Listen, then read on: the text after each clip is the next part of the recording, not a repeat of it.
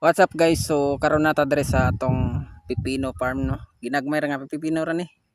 Silbi mura na ni siya og kuan ba nga nang para garden. So mo ni atong pipino guys, atong giputos og plastic kay tama ko do. Tungod sa kadaghag bunga, maingani gini ang bunga guys kay lagi ang nutrient sa punuan mabahin daghan mo kay sa ano.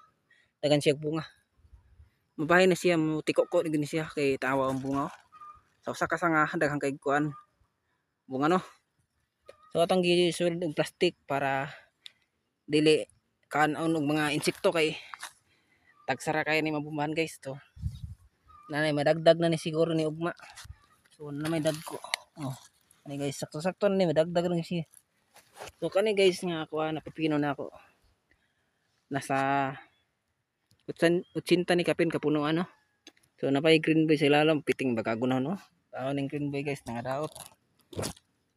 So mo ni guys atong pipino dre. Nindot ning pipino unta pero kaso barato lang. Barato siya pero kung para garden lang okay na kayo ni. Parisan na mga tanom